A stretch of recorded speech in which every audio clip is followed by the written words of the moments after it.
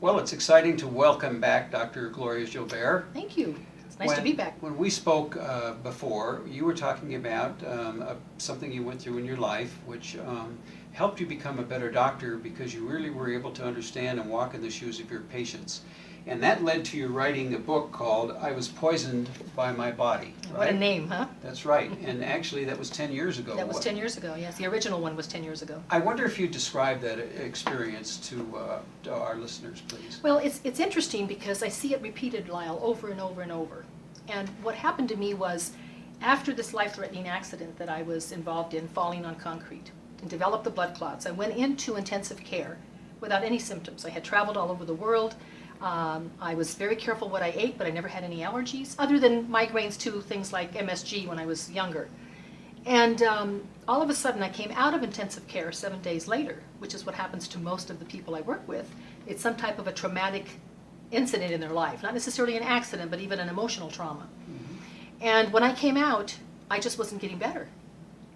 I had such fatigue, and you know what my energy level is normally like. We've worked together many years. Couldn't recover, just couldn't get that oomph back. And this is what I hear over and over. And the pain in my muscles, in the soft and connective tissue, was unbelievable. It was like somebody had bruised you all over, or the nerve endings were right at the top of the skin, and if anybody even touched you, it's like, don't touch me. And that's what we describe as fibromyalgia. So then the diagnosis came from the conventional medical physicians as fibromyalgia and chronic fatigue. So that started a cycle of, as I always say, I didn't have a Prozac deficiency. That started a cycle of wanting to make sure that I continued to take, because I did take some for a short time, some antidepressants, muscle relaxers, painkillers, and anti-inflammatories. Can you imagine?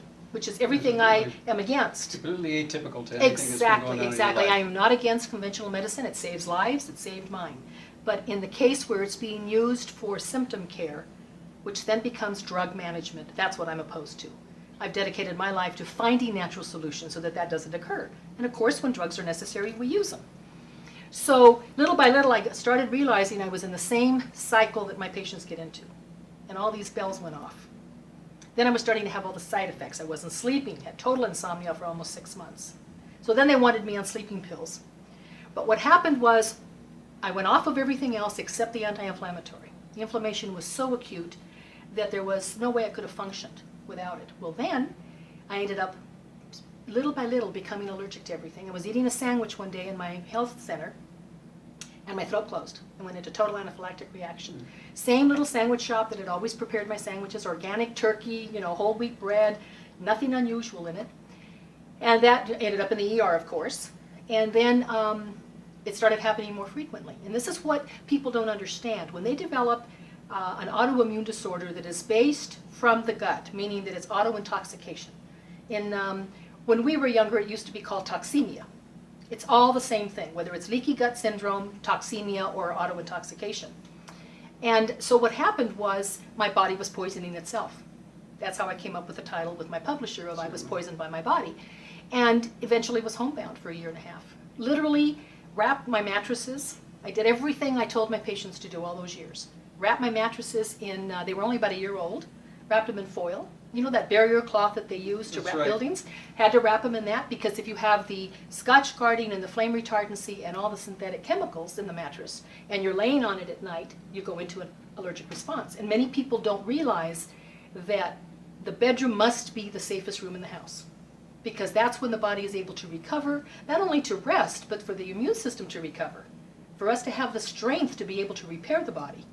And so everything went out. I had a beautiful old home I had restored, had put some carpet in it, some were hardwood floors, ripped everything out, had to take off the drapery so there'd be no dust. Everything had to be totally safe from chemicals and as generic as it could be. I ended up putting my mattresses on the floor, took out even the bed frame, and wrapped them, and all of a sudden I started sleeping. So people don't understand that all of those chemicals, when the immune system has already been attacked, adds to what we call the total toxic load of the body.